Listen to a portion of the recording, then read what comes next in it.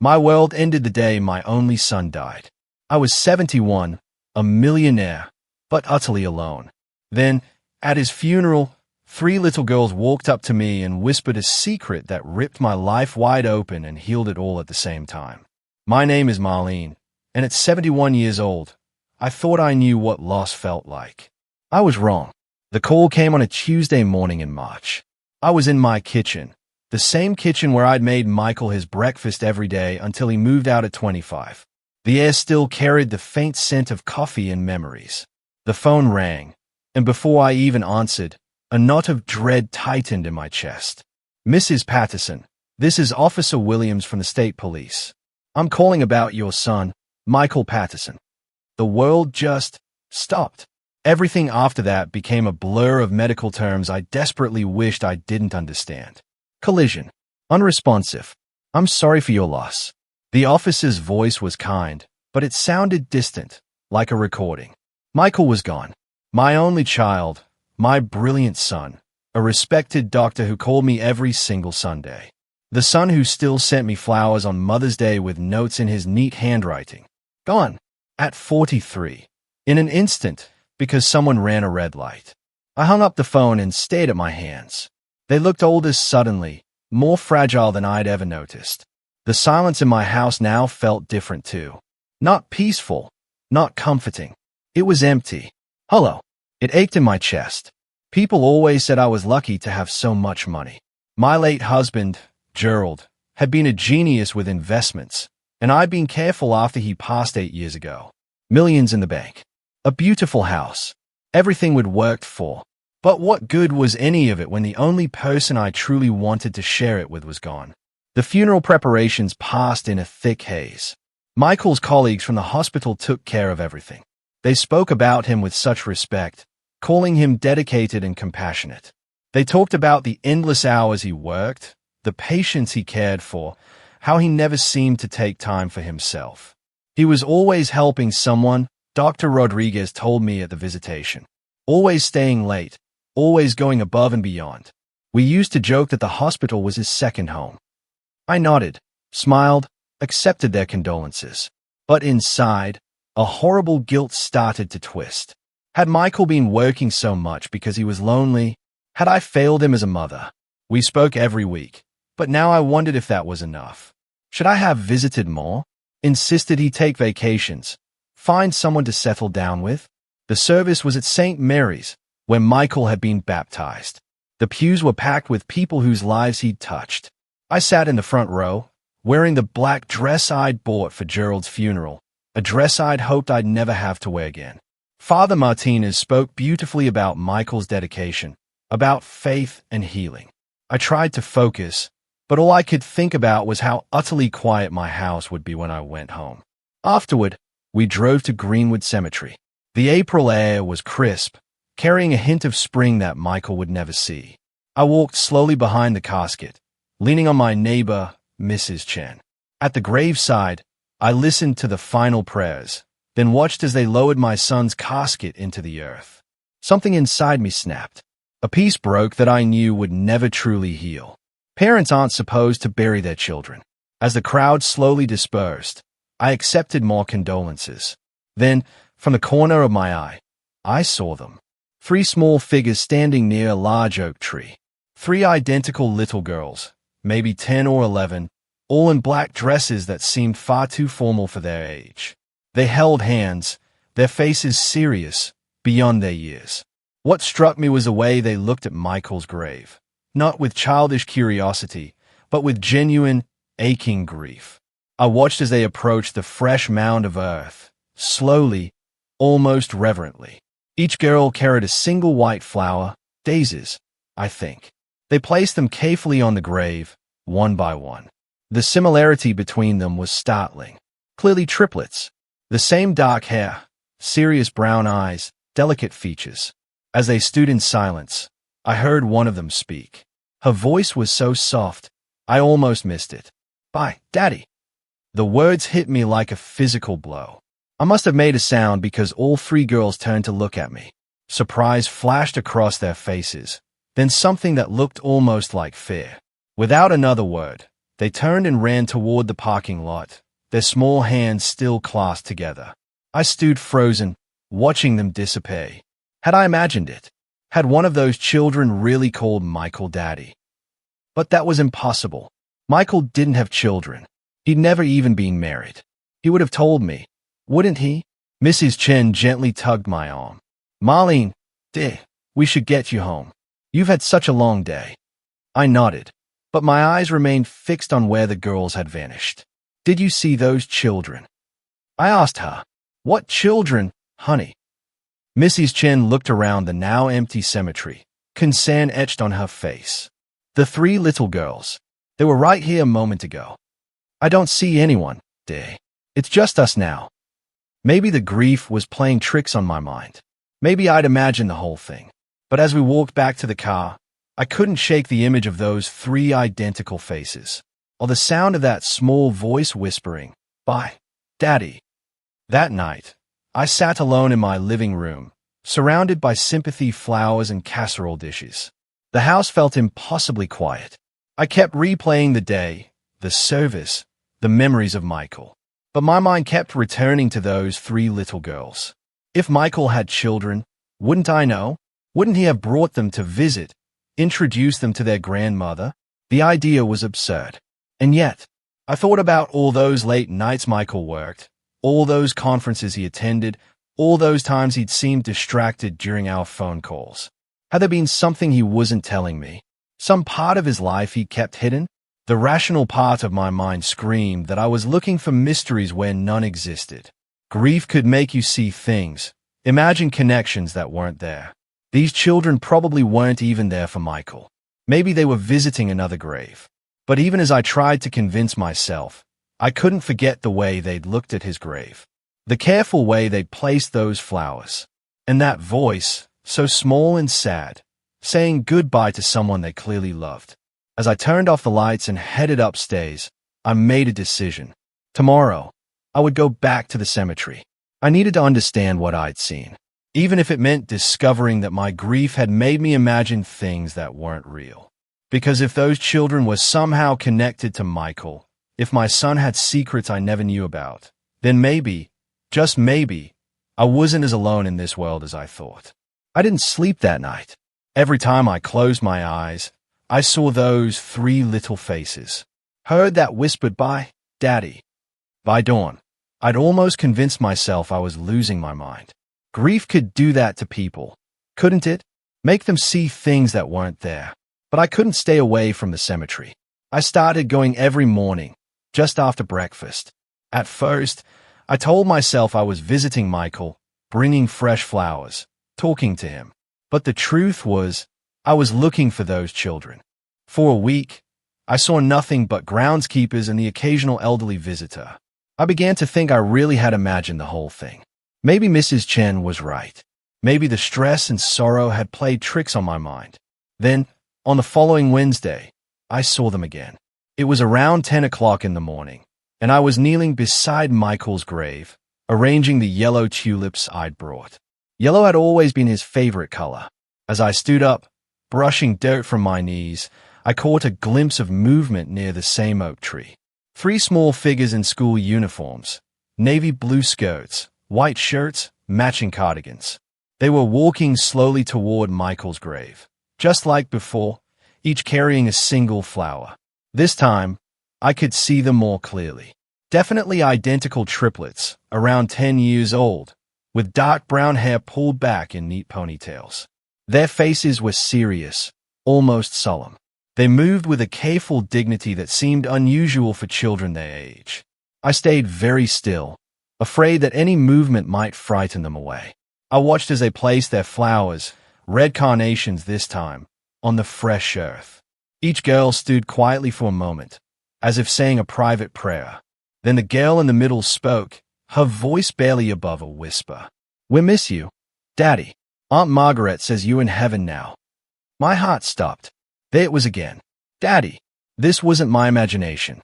I must have shifted or made some small sound because all 3 girls suddenly looked up and saw me.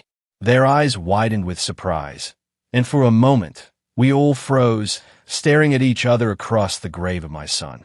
The girl who had spoken took a small step forward. She had the most serious expression of the three, and something in her posture suggested she was the leader. "Are you Daddy's mommy?" she asked hesitantly. I couldn't speak. I just nodded, my throat too tight for words. The three girls exchanged glances, a silent communication passing between them. Then the same girl spoke again. "I'm Faith," she said, her voice polite but cautious. "These are my sisters, Hope and Joy. We were Daddy's daughters." Hope and Joy. The names hit me like a revelation. I looked more closely at each girl, trying to see Michael in their faces. Now that I was looking for it, I could see the resemblance. The shape of their eyes, the way they tilted their heads when they were thinking, just like Michael used to do. "How old are you?" I managed to ask. 10. Faith answered for all three. "We'll be 11 in September." 10 years old.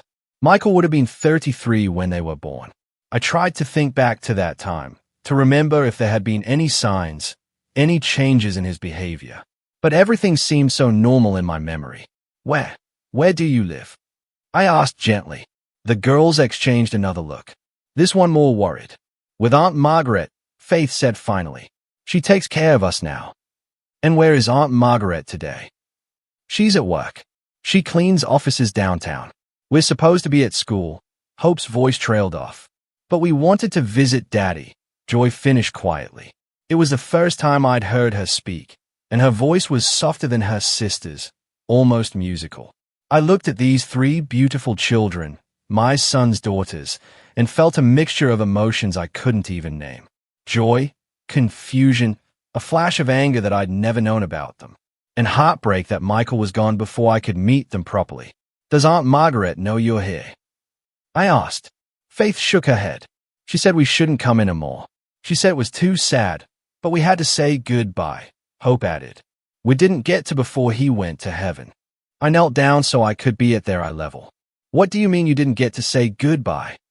"Daddy was supposed to come see us that weekend," Joy explained, her eyes filling with tears. "But then Aunt Margaret got a phone call and she started crying and she told us Daddy had an accident." The weekend of the accident. Michael had canceled our usual Sunday dinner that week, saying he had something important to do, something that couldn't wait. "Did you see your daddy often?" I asked carefully. "Every other weekend," Faith said. "And sometimes he would take us to the park after school. He taught us how to ride bikes and how to make pancakes. He read us stories, too," Hope added. "Really good ones about princesses and dragons. And he always brought us presents," Joy said with a small smile. "Nothing fancy, just little things. Coloring books and hair ribbons, and once a puzzle with 100 pieces." I felt tears starting to form. These children clearly loved Michael, and he had been a part of their lives in ways I'd never known. How had he managed to keep this secret for 10 years? "Why didn't he ever bring you to meet me?" I asked, though I wasn't sure I wanted to hear the answer. The girls looked at each other uncertainly. "He said," Faith began slowly. "He said you were still very sad about Grandpa Gerald dying, and he didn't want to make you sadder." That didn't make sense. Gerald had died 8 years ago. While I'd grieved, I'd never been the type to shut myself away from life. Michael knew that. "Did he say anything else about me?" I pressed gently. "He said you were the best mommy in the world," Hope said earnestly, "and that someday, when the time was right, we would meet you and you would love us too." The tears came then, impossible to stop. My son had children, 3 beautiful daughters, and he kept them from me for reasons I couldn't understand. And now he was gone. And these little girls were as lost as I was. "I would have loved you," I whispered. "I would have loved you so much." Faith stepped closer and, to my surprise, reached out to pat my hand awkwardly. "It's okay," she said in that serious way of hers. "Daddy said sometimes grown-ups have to make hard choices to protect the people they love." Before I could ask what she meant, I heard a woman's voice calling from across the cemetery. "Faith, Hope, Joy, what are you doing here?" A woman in her 50s was hurrying toward us, her face a mixture of panic and anger. She was thin, with graying hair pulled back in a practical bun, wearing the kind of sturdy clothes that suggested a life of hard work. The 3 girls immediately moved closer together, a defensive gesture that broke my heart. "I'm sorry, Aunt Margaret, Faith said quickly. We just wanted to visit Daddy one more time. The woman, Aunt Margaret apparently, reached us and immediately began checking the girls over as if she expected to find them injured. You can't just leave school like that, she scolded. What if something had happened to you? What if you'd gotten lost? Then she seemed to notice me for the first time. Her expression became wary, almost fearful. Who are you? She asked bluntly. I stood up slowly, wiping my eyes. I'm Marlene Patterson, Michael's mother. The color drained from Margaret's face. She looked from me to the girls and back again, and I could see her mind working, trying to figure out how much I knew. Come on, girls, she said quickly, reaching for Faith's hand. We need to get you back to school. Wait, I said, stepping forward. Please, I just found out about them. I need to understand. No, Margaret said firmly, pulling the girls closer. I'm sorry for your loss, Mrs. Patterson. I truly am. Michael was a good man, but these children have been through enough. I'm their grandmother, I said, my voice stronger than I felt. Surely I have a right. You have no rights here. Margaret interrupted, her voice sharp with protectiveness. Michael made his choices for good reasons. Don't make this harder than it already is. She began walking away quickly, the three girls following reluctantly. But Faith turned back to look at me, her young face full of confusion and sadness. Will we see you again? She called out. Before I could answer, Margaret had hurried them into an old blue sedan and driven away, leaving me standing alone beside my son's grave with more questions than ever. That night, I sat in my kitchen with a cup of tea I couldn't drink, trying to make sense of what I'd learned. Michael had 3 daughters. 3 10-year-old girls who called him Daddy and visited his grave with flowers. They lived with someone named Aunt Margaret, who seemed terrified of me finding out about them. And Michael had told them I was still grieving Gerald, that he was protecting me from something that would make me sadder. None of it made sense. What could be sad about having grandchildren? What could be so terrible that Michael felt he had to keep his own daughter's secret from me for their entire lives? I thought about Faith's words. Daddy said sometimes grown-ups have to make hard choices to protect the people they love. What had Michael been protecting me from? And more importantly, what was I going to do now that I knew these children existed? One thing was certain. I couldn't just pretend I'd never seen them. They were Michael's daughters, which made them my granddaughters. They were the only family I had left in the world. Somehow, I was going to find out the truth, and somehow, I was going to find a way to be part of their lives. Whether Aunt Margaret liked it or not, I couldn't let it go. For 3 days after meeting the girls, I found myself driving through neighborhoods, looking for that old blue sedan. I knew it was probably futile. The city was huge, and I had no idea where they lived. But I couldn't sit still. Couldn't just accept that my granddaughters were out there somewhere while I knew nothing about their lives. By the way, if you're still with me and finding this story as unbelievable as I did, make sure to hit that subscribe button. You won't want to miss what happens next, or any of the other wild stories I've got coming.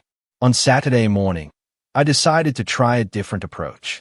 I drove to Michael's apartment building, thinking maybe someone there might know something. The building manager, Mr. Torres, had been helpful with clearing out Michael's belongings after the funeral. Mrs. Patterson, he said when he saw me in the lobby, how are you holding up? I'm managing, I said, though that wasn't entirely true. Mr. Torres, I need to ask you something. Did Michael ever have visitors? Children, perhaps.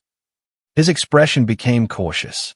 Well, I wouldn't normally discuss tenants' private affairs. Please, I said. It's important. I think they might be family. He glanced around the empty lobby, then lowered his voice. There were 3 little girls who came by sometimes. Always very polite, very quiet. They usually came with an older woman, not young, maybe 50s. My heart raced. How often did they visit? Every couple of weeks, I'd say. Dr. Patterson would pick them up sometimes or they'd come here. Never caused any trouble. Sweet kids. Do you know anything about the woman with them? Mr. Torres shook his head. She kept to herself, but she always looked tired, if you know what I mean. Like she was carrying a heavy load. That description matched the woman who'd called herself Aunt Margaret. I thanked Mr. Torres and left, feeling like I was slowly collecting pieces of a puzzle I didn't yet understand. That afternoon, I made a decision that probably wasn't entirely rational. I drove back to the cemetery and waited. If the girls had been skipping school to visit Michael before, maybe they would do it again. I parked under some trees where I could see Michael's grave without being too obvious. I felt a bit like a stalker, but I pushed that thought away.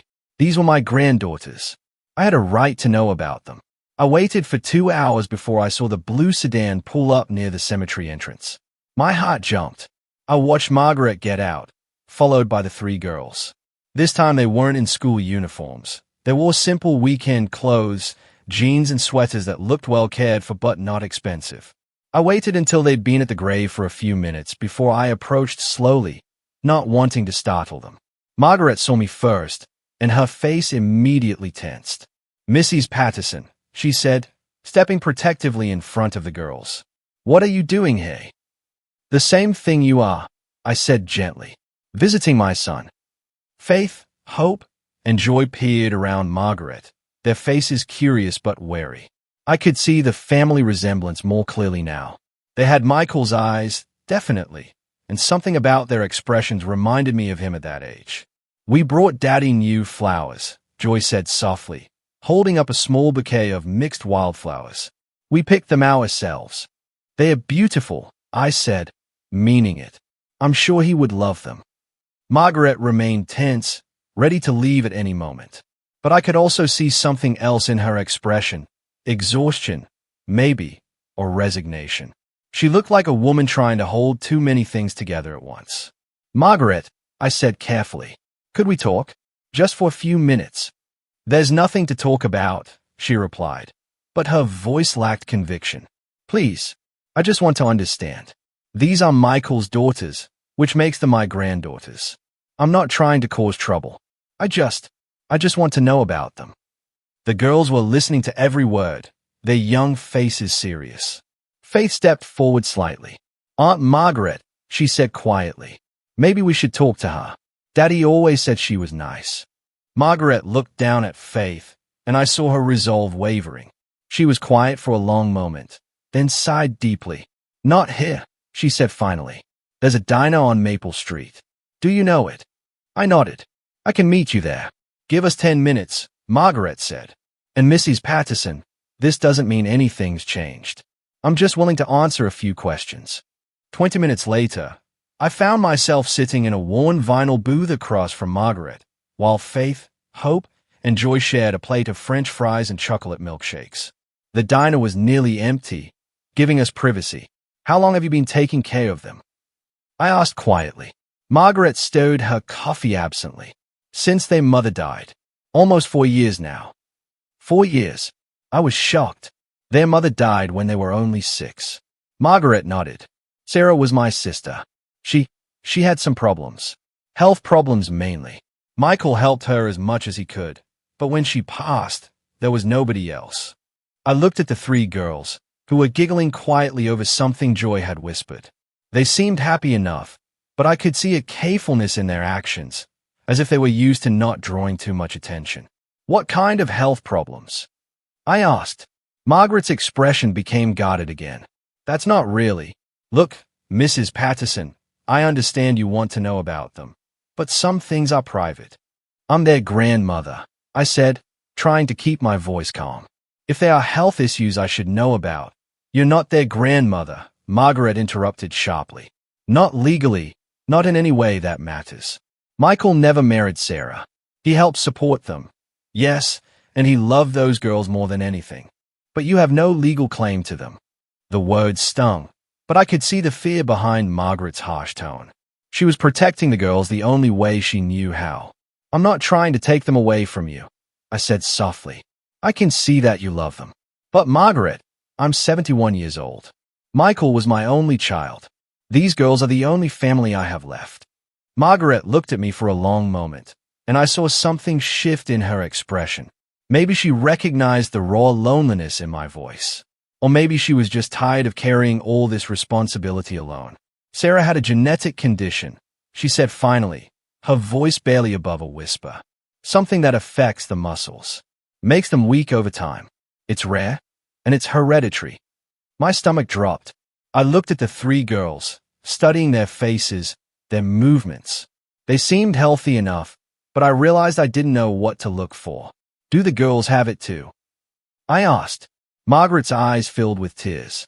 Two of them do. Hope and Joy. Faith seems to be clear, but we won't know for sure until they are older. The air felt sucked out of the room. My granddaughters, two of them, had inherited a genetic condition that would make their muscles weak over time. How bad is it? I whispered. It's manageable with the right care. Physical therapy, medications, monitoring. But it's expensive. Really expensive. Michael was helping with the medical costs. But now, she didn't need to finish. Now Michael was gone, and she was trying to manage everything on her own. I looked at Hope and Joy again, seeing them with new eyes. They did seem a bit more careful in their movements than Faith. And now that I was looking for it, I could see that they tired more easily. Joy was leaning against the booth as if sitting upright was taking effort. Is that why Michael kept them secret from me? I asked. Because of their condition. Margaret nodded slowly. He said you'd already been through enough sadness in your life. He didn't want you to have to worry about sick grandchildren on top of everything else. He thought it would be too much for you. I felt a flash of anger at my son, even in death. Too much for me. Did he really think I was so fragile that I couldn't handle loving children who needed extra care? But then I looked at Margaret's exhausted face, at the careful way the girls moved, at the crushing weight of responsibility this woman carried. And I began to understand. Michael hadn't been protecting me from sadness. He'd been protecting me from heartbreak. And maybe he'd been protecting the girls from having to deal with another adult who might not be able to handle their condition. What kind of care do they need? I asked. Margaret looked surprised by the question. Physical therapy twice a week, regular checkups with specialists, medications to slow the progression. It's not just the money, though that's a big part of it. It's the time, the coordination, making sure they don't overexert themselves but still get enough activity to maintain their strength. And you've been managing all of this alone. I work nights cleaning office buildings, Margaret said quietly. It gives me flexibility to take them to appointments during the day, but it's hard. They're good girls. They don't complain, but I worry about them constantly. I watched Faith carefully cut Joy's food into smaller pieces. Watched Hope automatically hand Joy her napkin when she needed it. These children had learned to take care of each other in ways that were both beautiful and heartbreaking. Margaret, I said slowly, what if you didn't have to do this alone anymore? She looked at me suspiciously. What do you mean? I mean, what if there was someone who could help with the medical costs? Someone who could drive them to appointments, hire the best specialists, make sure they have everything they need. Mrs. Patterson, Margaret said carefully, if you're talking about money, I'm talking about family, I interrupted. I'm talking about these girls having a grandmother who loves them and wants to be part of their lives. I'm talking about you having support instead of carrying this burden alone. Margaret stayed at me for a long moment.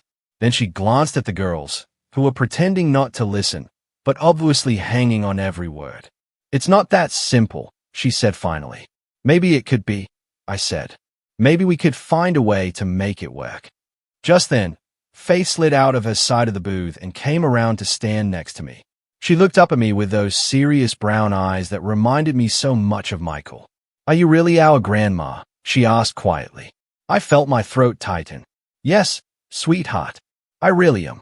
And you want to know us, even though Hope and Joy are sick. The question was so direct, so matter-of-fact, it took my breath away. This 10-year-old child was asking me the same question Michael had apparently struggled with for years. Especially because they are sick, I said, reaching out to touch her hand gently. That's what families do. We take care of each other. Faith studied my face for a moment, then nodded as if she'd made some important decision. I think Daddy would like that, she said simply. From across the table, I heard Margaret let out a shaky breath. When I looked at her, I saw tears in her eyes. This is all happening very fast, she said. It doesn't have to, I assured her. We can take our time, figure things out step by step. But Margaret, please don't shut me out. These girls are all the family I have left. She was quiet for a long time, absently tending her coffee cup in her hands. Finally, she looked up at me. They'll need to get to know you first, and you'll need to understand what you're getting into. This isn't just about having grandchildren to spoil. This is about medical appointments and insurance battles and watching children you love deal with something that's going to affect them for the rest of their lives. I understand, I said, though I knew I probably didn't. Not really. And if you change your mind, if it becomes too much, you can't just walk away. These girls have lost enough people already. I looked at Faith, who was still standing beside me, and at Hope and Joy, who were watching our conversation with intense seriousness. I won't walk away, I said firmly. These are my granddaughters, Michael's daughters. Nothing about their condition changes that. Margaret nodded slowly, as if making a decision that scared her. Okay, she said finally. We can try, but we'd do this my way, at my pace. And the girls need come first. Always, I agreed. Always. For the first time since Michael's death, I felt something that might have been hope stirring in my chest. I had granddaughters, 3 beautiful, brave little girls who needed love and care, and someone to fight for them. And maybe, just maybe, they needed me as much as I needed them. The first visit was scheduled for the following Saturday. Margaret insisted it be at their house, on their territory, which I understood completely. I was nervous as I drove through the modest neighborhood, checking house numbers until I found theirs, a small, well-maintained bungalow with a tiny front garden full of spring flowers. Margaret answered the door before I could even knock. She looked as nervous as I felt, but she stepped aside to let me in. Girls, she called. Mrs. Patterson is here. The house was small, but spotlessly clean, filled with the kind of furniture that was clearly secondhand but cared for. Children's artwork covered the refrigerator, and I could see school backpacks lined up neatly by the front door. It felt like a real home, lived in and loved. Faith appeared first, as I was beginning to understand she usually did. She was followed by Hope and Joy, who hung back slightly, suddenly shy.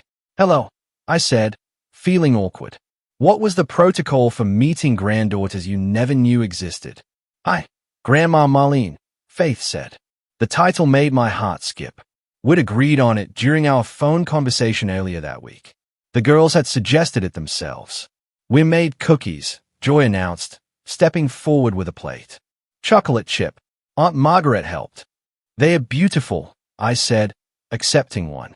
They were slightly lopsided and probably had too many chocolate chips, but they tasted wonderful. Margaret gestured toward the living room. Would you like to sit down? The girls wanted to show you some things. We settled on the couch, and I found myself with Faith on one side and Hope on the other, while Joy curled up in the armchair across from us. Margaret remained standing, watching carefully. We made you a book, Hope said, pulling out a construction paper creation held together with yarn. It's about our family. I opened it carefully. The first page had a drawing of a man labeled Daddy in crayon letters. He was tall and stick-thin, with brown hair and a huge smile. The next page showed 3 little girls holding hands with their names written above each figure. This is us when we were 7, Faith explained, pointing to the drawing. That's when we all learned to ride bikes. Daddy taught us in the park. As we turned the pages, I saw their life unfold in crayon and marker drawings. There was Mommy, a woman with long dark hair who appeared in the early pages but disappeared after a certain point. There was Aunt Margaret in her work clothes, always with arms stretched wide as if hugging someone. And there was Michael, present in almost every picture, teaching them to cook, reading them stories, pushing them on swings. Daddy said you lived far away, Joy said as I studied a drawing of Michael and the 3 girls around a birthday cake. But that someday we might meet you. I didn't live far away, I said gently. I just didn't know about you. But I wish I had. I would have loved to be part of all these wonderful times. Hope leaned against my arm as we continued through the book. She was smaller than her sisters, I noticed, and seemed to tire more easily. Even sitting still, she rested against me as if being upright took effort. Are you really rich? Faith asked suddenly, with a directness only children possess. Faith! Margaret scolded, but I held up a hand. It's okay. Yes, I suppose I am. Your grandfather and I were very careful with money, and when he died, he left me well provided for. Daddy said rich people sometimes don't like poor people, Joy said matter-of-factly. But he said you weren't like that. Your daddy was right, I said, though I wondered what experiences had led Michael to have that conversation with him. Having money doesn't make someone better or worse than anyone else. It just means they have different responsibilities. What kind of responsibilities? Hope asked sleepily. I thought about how to explain it to a 10-year-old. Well, if you have more than you need, I think you should help people who don't have enough. Like how you three take care of each other. Faith nodded seriously. That makes sense. We spent the next hour looking through photo albums that Margaret brought out. There were pictures of the girls at various ages, always together, often with Michael. I saw him teaching them to garden, taking them to zoos and museums, helping with homework at the kitchen table. What struck me most was how happy he looked in these pictures.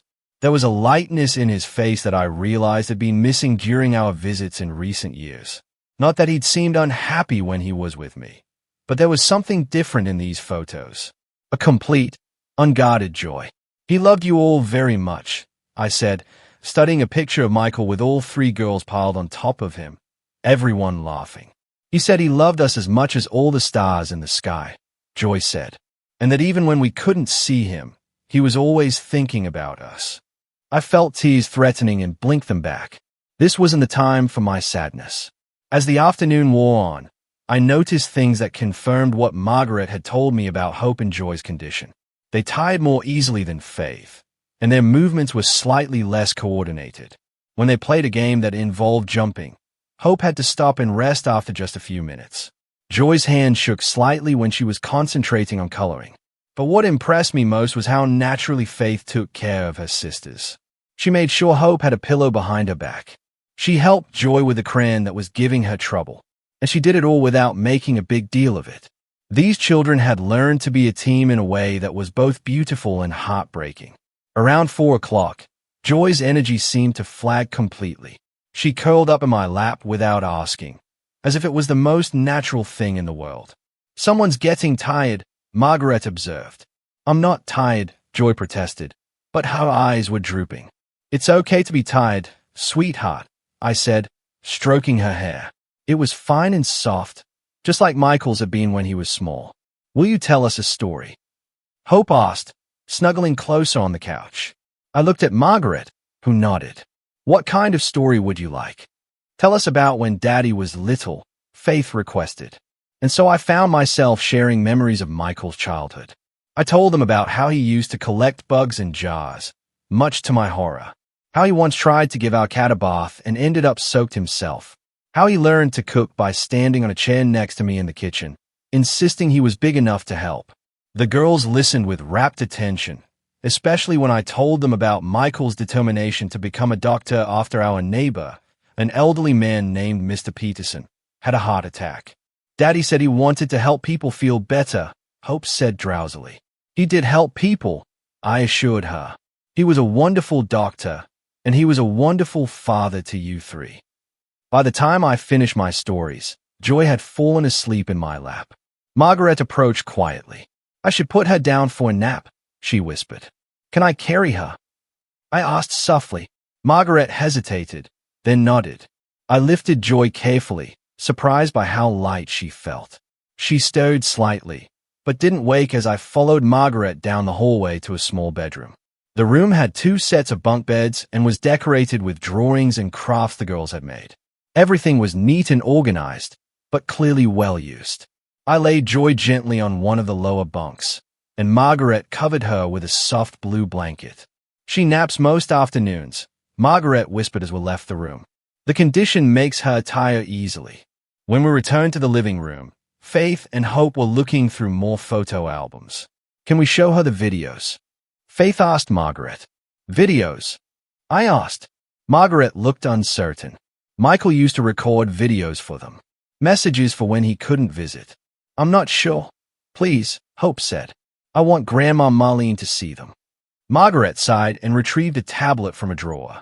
She scrolled through files before selecting one. Michael's face appeared on the screen, and my breath caught.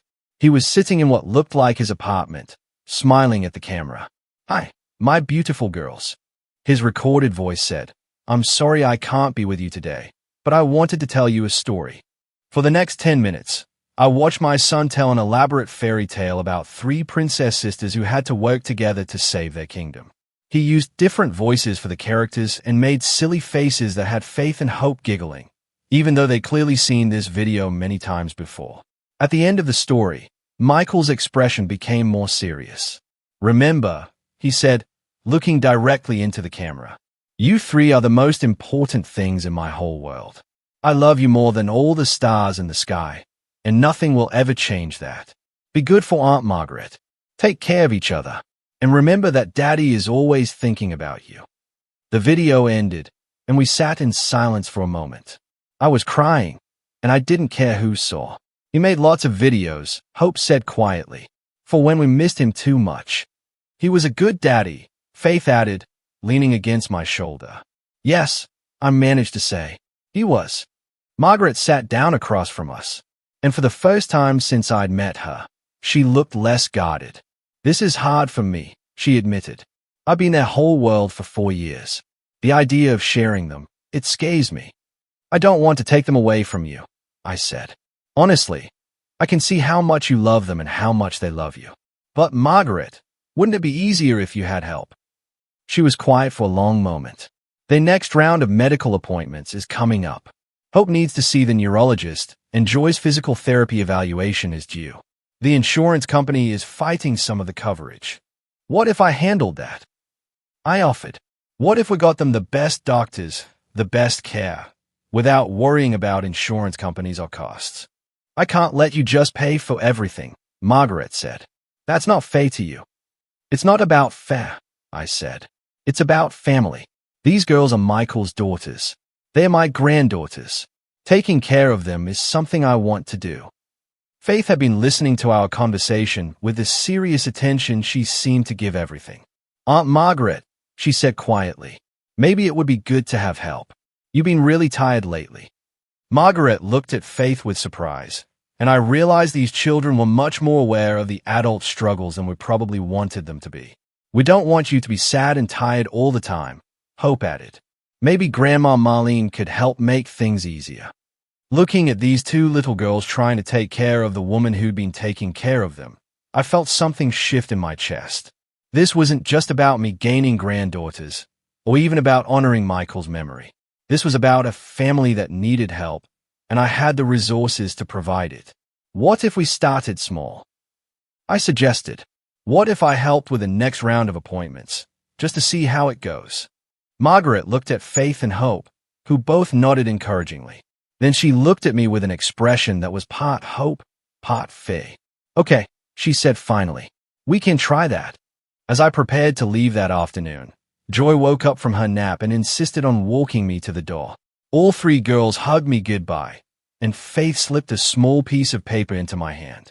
"It's my phone number," she whispered, "in case you want to call us." I looked at the carefully written numbers in a 10-year-old's handwriting and felt my heart swell. "I would love to call you," I whispered back. As I drove home, I thought about everything I'd learned that day. These children were remarkable, not just in spite of their challenges, but because of how they'd learned to face them together. They were Michael's daughters in every way that mattered, and they'd been shaped by his love, even though he could only be part of their lives in secret. But what struck me most was how naturally we'd all fallen into being together. It hadn't felt awkward or forced. It had felt like family. That night, I called the number Faith had given me. Margaret answered, and when I asked to speak to the girls, she handed the phone over without hesitation. "Grandma Marlene." Joy's voice came through the speaker, full of excitement. "Did you get home okay?" "I did, sweetheart. Thank you for a wonderful afternoon. Will you come see us again?" Hope asked. "As often as you'll have me," I promised. And I meant it. Whatever challenges lay ahead, whatever medical appointments and insurance battles and difficult days awaited us, I was committed to being part of these girls' lives. They were my family, and family took care of each other. It was exactly what Michael would have wanted, even if he'd been too afraid to make it happen himself. 3 weeks into our new routine, I thought I was beginning to understand the reality of Hope and Joy's condition. I'd accompany them to physical therapy, watch them take their medications, and learn to recognize when they needed to rest. I'd even started researching their specific type of muscular dystrophy, trying to educate myself. But I wasn't prepared for what Dr. Chen told us during what I thought would be a routine checkup. "I need to discuss some test results," she said, settling behind her desk while Margaret, the girls, and I sat in the cramped examination room. Hope and Joy were coloring quietly. Faith sat protectively between her sisters. "The genetic testing we did last month has given us some important information," Dr. Chen continued, her voice carefully measured. "As we suspected, Hope and Joy do carry the genetic markers for the muscular condition. But there's something else." Margaret leaned forward, her face tense. "What kind of something else?" "The progression appears to be more aggressive than we initially thought. Without intervention, both girls may experience significant mobility issues within the next few years." The room seemed to go quiet, except for the soft scratching of crayons. I felt like I couldn't breathe. "What kind of intervention?" I managed to ask. "There's an experimental treatment program at Johns Hopkins," Dr. Chen explained. "It's showing promising results for children with this specific genetic variant, but it's intensive. The girls would need to be there for several months, possibly longer." "Months?" Margaret's voice was barely a whisper. "I can't. I don't have the resources for that kind of—" "The program covers most medical costs," Dr. Chen interrupted gently. "But there would be living expenses, lost wages, the logistics of relocating temporarily." I looked at Hope and Joy, still focused on their coloring books, blissfully unaware that their futures were being discussed. Faith, however, had stopped coloring and was listening intently. "What happens if they don't get this treatment?" I asked, afraid of the answer. "The condition will continue to progress. They'll likely need wheelchairs within 5 years, possibly sooner. Their life expectancy," Dr. Chen hesitated. "It would be significantly shortened." Margaret made a small, broken sound. I reached over and took her hand, feeling it tremble. "But with the treatment," I pressed, "the early results are very encouraging. Some children have shown marked improvement. Others have had their progression halted entirely. It's not a cure, but it could give them decades of additional mobility and independence." Faith had put down her crayon completely now and was staring at the doctor with those serious brown eyes. "Are you talking about Hope and Joy?" she asked quietly. Dr. Chen looked at Margaret, who nodded reluctantly. "We'd agreed early on that the girls should be included in age-appropriate discussions about their health."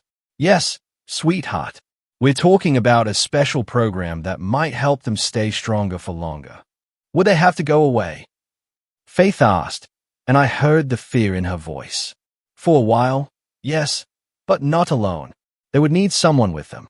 Faith looked at Margaret with an expression far too mature for a 10-year-old. "Aunt Margaret can't leave work for that long."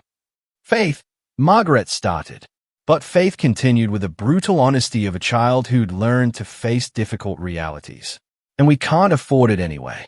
I heard you on the phone with the insurance company last week." Hope looked up from her coloring book, suddenly aware that something serious was happening. "Are Faith and I going to get sicker?" "Joy," Hope corrected automatically. "You meant you and Joy, right?" Faith said, but I could see tears forming in her eyes. "Are Hope and Joy going to get sicker?" The room fell silent. Dr. Chen looked at Margaret, who was struggling to find words. Finally, I spoke. "Not if I have anything to say about it."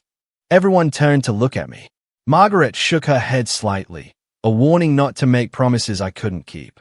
"Mrs. Patterson," Dr. Chen said carefully, "this is a significant commitment. The program typically lasts 6 to 8 months, sometimes longer. It's not just about financial resources."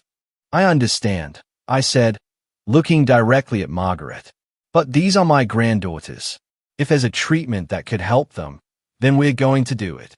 "Marlene," Margaret said quietly, "you don't understand what you're saying.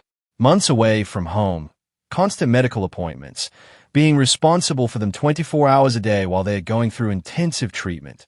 Then come with us," I said simply. "All of us. We'll rent a place near the hospital.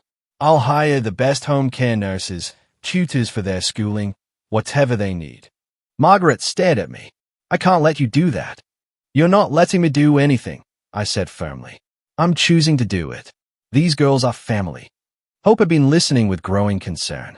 She slipped out of her chair and came to stand beside Margaret. Aunt Margaret, she said softly, is this because of the money again? Margaret's face crumpled slightly. It's not just about money, sweetheart. It's about what's best for you and Joy. What's best for us is being together, Faith said, moving to stand with Hope. All of us together. Joy looked confused by the sudden seriousness, but followed her sisters. Soon, all three girls were clustered around Margaret's chair. We don't want you to be worried all the time, Joy said, patting Margaret's arm awkwardly. Maybe Grandma Marlene is right. Maybe it would be better if we all helped each other. I watched this exchange with a mixture of heartbreak and admiration. These children had learned to be caregivers at an age when they should only be worried about homework and playground politics. Dr. Chen, I said, what's the timeline for making this decision? The next enrollment period begins in 8 weeks. I need to submit the application within the next 2 weeks to be considered. I looked at Margaret, who was still surrounded by 3 worried little girls. What do you need to make this decision? Margaret was quiet for a long time. Finally, she looked up at me with tears in her eyes. I need to know that you understand what you're committing to. This isn't just about paying for treatment. This is about being responsible for 2 sick children for months, maybe years. This is about watching them struggle through painful procedures and setbacks and still finding ways to keep their spirits up. And this is about Faith, she continued, looking at the 3rd triplet. She'll need support too. Watching her sisters go through this. She'll need to feel like she matters just as much, even though she's not the one who's sick. I knelt down so I was at eye level with all 3 girls. Faith, Hope, Joy, I said seriously, if we do this, it's going to be hard sometimes. There will be days when Hope and Joy feel bad, and days when all of us feel scared or sad. But we'll face it together, as a family. Will we all stay together? Faith asked. Every single day, I promised. Even when it's hard. Hope asked. Especially when it's hard. Joy, who'd been unusually quiet, suddenly stepped forward and hugged me tightly. I don't want to get sicker, she whispered against my shoulder. You're not going to get sicker, I said firmly, holding her close. We're going to fight this thing with everything we have. Later that evening, after we'd returned to Margaret's house and the girls were in bed, Margaret and I sat at her kitchen table with cups of tea. Neither of us was drinking. There's something else you need to know, Margaret said quietly, about why Michael kept them secret. I waited, sensing this was important. Sarah didn't just die from the genetic condition. She took her own life. The words hit me like a physical blow. What? She couldn't handle watching the girls start to show symptoms.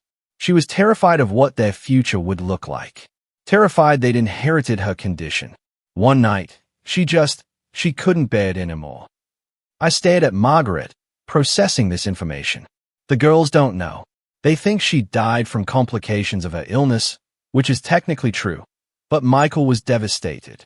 He blamed himself for not seeing how bad her depression had gotten. That's why he didn't tell me about them, I said, understanding flooding through me. He was afraid I wouldn't be able to handle it either. Margaret nodded. He said you'd already lost your husband, that you didn't need to lose yourself worrying about sick grandchildren, too. He was trying to protect everyone. I thought about my son, carrying this secret for years, trying to support these children and their mother, while shielding me from what he saw as unbearable pain. He was wrong, I said finally. Not about Sarah's pain. That was real and terrible. But he was wrong about me. I would have helped. I would have been there for all of them. Maybe, Margaret said. But you can't blame him for trying to protect you. That's what love looks like sometimes. Making hard choices to spare the people you care about. I sat in that small kitchen, thinking about Michael's secret videos for the girls. About the careful way he'd structured their lives to give them stability while keeping them separate from me. About how he'd worked extra shifts to pay for their medical care, while never breathing a word about the financial strain. Margaret, I said finally, I want to do this treatment program. Not because I feel guilty about Michael's choices, but because these girls deserve every chance we can give them. She looked at me for a long moment. It's going to change your life completely. You'll go from being a wealthy widow with no responsibilities to being a full-time caregiver for 3 children, 2 of whom have serious medical needs. My life changed the moment I saw them at Michael's grave, I said. Everything since then has just been figuring out how to make it work. Margaret smiled for the first time since we'd left the doctor's office. Okay, she said. Let's do it. Let's give those girls the best shot we can. As I drove home that night, I thought about the conversation ahead of us with the girls, about the logistics of relocating our entire lives to Baltimore for months, about the challenges we'd face. But mostly, I thought about Joy's small voice whispering, "I don't want to get sicker," and my own fierce response, "You're not going to get sicker." I'd made a promise to my granddaughters, and I intended to keep it. Whatever it took, however long it took, however much it cost, we were going to fight for their futures. It's what Michael would have wanted. It's what these brave little girls deserved. And it's what family does. We show up for each other, especially when the stakes are highest. The next morning, I called Dr. Chen's office and told them to submit the application for the treatment program. Then I called my financial advisor and told him I'd be making some significant changes to my spending priorities. For the first time since Michael's death, I felt like I had a purpose that mattered more than anything else in the world. 18 months later, I stood in the kitchen of our house in Baltimore, watching Faith help Joy with her physical therapy exercises while Hope practiced piano in the living room. The sound of children's laughter mixed with music-filled rooms that had been empty for too long, and I realized I couldn't remember what silence used to feel like. The treatment program had been everything Dr. Chen had warned us it would be. Intensive, exhausting, sometimes heartbreaking. There were days when Hope and Joy were too sick from the medications to do anything but sleep. Days when Faith felt left out because so much attention was focused on her sister's care. Days when Margaret and I were so tired we could barely think straight. But there were other days, too. Days when Hope's muscle strength tests showed improvement. Days when Joy could walk farther than she had the week before. Days when all 3 girls laughed so hard at something ridiculous that we forgot to worry about test results and treatment schedules. Grandma Marlene, Joy called from where she was doing her stretches. "When Faith and Hope turn 11 next month, can we have the party here?" "Of course, sweetheart," I said, still getting used to how naturally Grandma had become part of my identity. "What kind of party do you want?" "A pizza party," Faith said immediately, "with extra cheese and those little sausages." "Pepperoni," Hope corrected from the piano bench. "They're called pepperoni." I smiled at their constant corrections of each other, a habit that had become one of my favorite things about their sisterly dynamic. In the months we'd spent together, I'd learned that Faith was the organizer, Hope was the dreamer, and Joy was the peacemaker who kept them all connected. Margaret appeared in the doorway, home from her new job at the hospital's patient advocacy office. We'd found the position through Dr. Chen's connections, and it allowed Margaret to use her experience with medical bureaucracy to help other families navigate the system. More importantly, it gave her a sense of purpose beyond just caring for the girls. "How did therapy go today?" she asked, accepting the cup of coffee I handed her. "Joy walked 3 more steps than yesterday," Faith reported proudly, and Hope played that hard song all the way through without stopping. The progress had been slow but steady. Hope's condition had stabilized completely. Her muscle function was actually better now than it had been when we started. Joy's improvement was more gradual, but she was defying every pessimistic prediction the doctors had made about her mobility. More importantly, both girls had learned that their condition didn't define them. Hope was becoming an accomplished pianist, something she'd never had the energy to pursue before the treatment. Joy had discovered a talent for storytelling and was already talking about writing books when she grew up. Speaking of the party, Margaret said, settling into her chair at our kitchen table, "I got a call from Dr. Chen today. She wants to include the girls in a case study about the treatment program." "What does that mean?"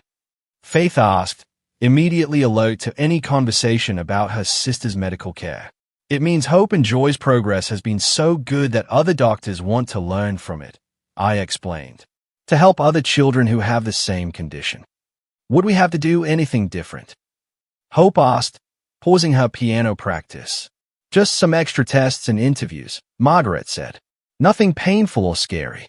They want to document how well you're both doing. The girls exchanged glances. That silent communication they'd perfected over the years. If it helps other kids, Joy said finally. We should do it. Definitely, Hope agreed. Right, Faith. Faith nodded seriously. We know how scary it was when we first found out about the treatment. If we can help other families not be so scared, we should. I watched this exchange with the same mixture of pride and heartbreak I felt almost daily. These children had developed a maturity and compassion that came from facing serious challenges together. But I sometimes wish they could just be carefree 10-year-olds. That evening, after the girls were in bed, Margaret and I sat on the front porch of our Baltimore house, something that had become our routine. The neighborhood was quiet, with the kind of peaceful evening sounds that reminded me why I'd fallen in love with this temporary home. I got a call from the real estate agent today, Margaret said quietly, about the house back home. We'd kept Margaret's house rented while we were in Baltimore, but the lease was ending soon. We needed to decide whether we were going back or making this move permanent. What are you thinking? I asked. Margaret was quiet for a moment, looking out at the street where some neighborhood kids were playing kickball in the fading light. The girls are settled here now. They have friends. They know their way around. Hope's piano teacher thinks she's talented enough for the conservatory program. Joy's enrolled in that creative writing class she loves. And Faith. Faith keeps asking if we're staying because she wants to try out for the school's debate team next year. Margaret smiled. She's got Michael's argumentative streak. It was true. Over the months we'd spent together, I'd seen more and more of my son in each of the girls. Faith had his determination and sense of responsibility. Hope had his quiet intensity and perfectionist tendencies. Joy had his optimism and his way of finding something good in every situation. What about you? I asked. What do you want? Margaret looked at me with surprise. What I want? When's the last time someone asked you that question? She was quiet for so long I thought she wasn't going to answer. Finally, she said, I want the girls to be happy and healthy. I want them to have every opportunity they deserve. That's what you want for them, I said gently. What do you want for yourself? Margaret's eyes filled with tears. I want to not be afraid anymore, she whispered. For 4 years, I've gone to bed every night, terrified that I'm not doing enough, that I'm failing them somehow. For the first time since Sarah died, I feel like maybe I'm not carrying this alone. I reached over and took her hand. You're not carrying it alone. You haven't been for months now. I know, she said. And that scares me too. Because what if something happens to you? What if you decide this is too much? Those girls have already lost too many people. It was a conversation we'd danced around for months, but never addressed directly. Margaret's fear of abandonment was as real as the girls' medical needs. Margaret, I said firmly, I'm not going anywhere. These children are my family now. You're my family now. Whatever happens, we face it together. She squeezed my hand tightly. So, we're staying in Baltimore. If that's what's best for the girls, then yes, we'll make it official. The next morning, I found myself in the unusual position of having 3 10-year-olds help me make a major life decision. We sat around the breakfast table with our pancakes and orange juice, and I laid out the choice before them. We can stay here in Baltimore permanently, I explained. Or we can move back to Aunt Margaret's house and visit here regularly for your medical checkups. What do you want to do, Grandma Marlene? Faith asked. I want to do whatever makes you 3 happiest and healthiest, I said honestly. But you had a whole life before us, Hope pointed out, with that serious way she had of thinking about things. Don't you miss your old house and your friends? The question caught me off guard. Did I miss my old life? The big, empty house? The quiet days with no purpose beyond managing my investments and attending charity luncheons? You know what I miss? I said finally. I miss your daddy. I miss knowing I had family in the world. But I don't miss being alone. Joy had been unusually quiet during breakfast, and I noticed her watching me with those thoughtful eyes that reminded me so much of Michael. Grandma Marlene, she said softly, before you found us, were you lonely? The directness of the question took my breath away. Yes, sweetheart. I was very lonely. And now, I looked around the table at these three remarkable children who had transformed my life in every possible way. Now I wake up every morning excited to see what you three are going to do next. Now I have piano recitals to attend and therapy sessions to drive to and homework to help with. Now I have people who need me and people I need. So we make each other less lonely. Faith concluded with satisfaction. Exactly. Then we should definitely stay together, Joy said firmly. Families should stay together. All of us. Hope asked, looking at Margaret. All of us, Margaret confirmed. If Grandma Marlene is sure she wants three noisy girls permanently taking over her life. I can't think of anything I'd want more, I said, and meant it completely.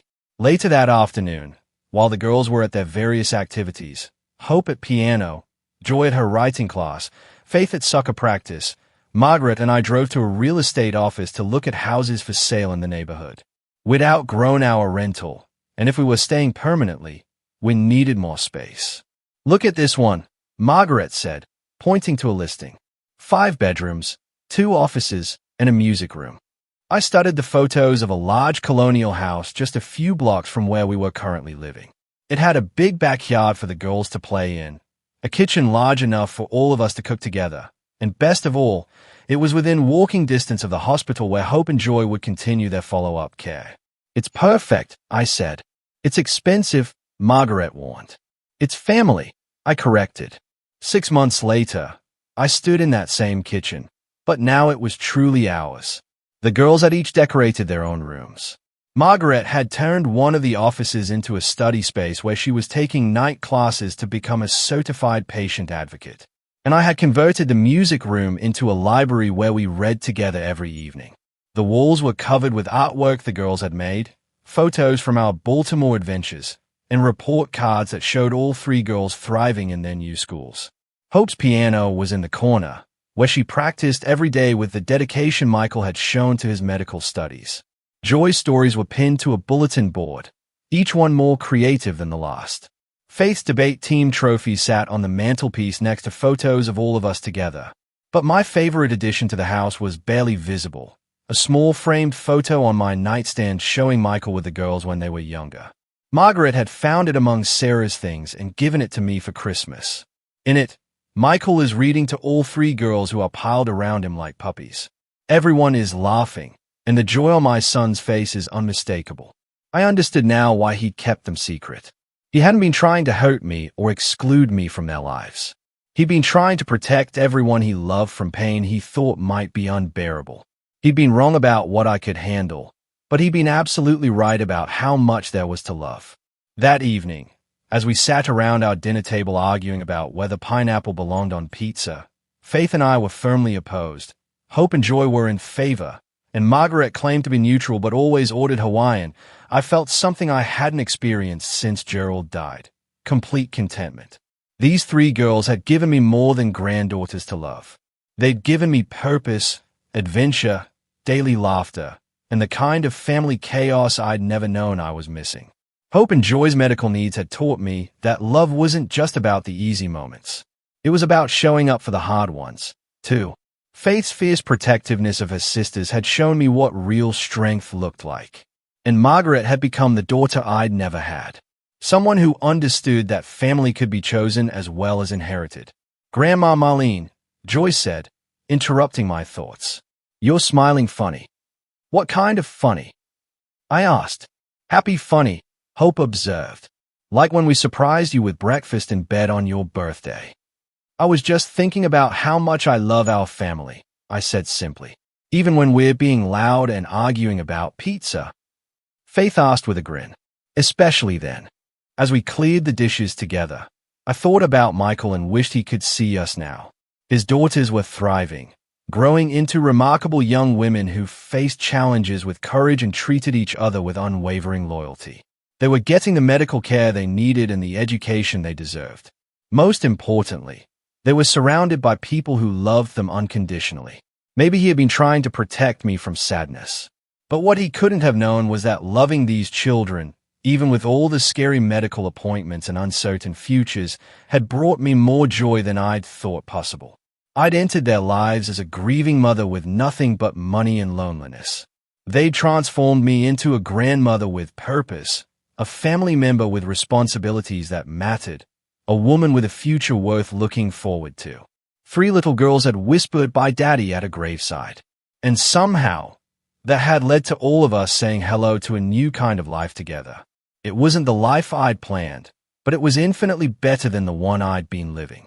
And every single day, I was grateful that love had found us when we needed it most. Now, I'm curious about you who listened to my story. What would you do if you were in my place? Have you ever been through something similar? Tell me what you think. I really want to know.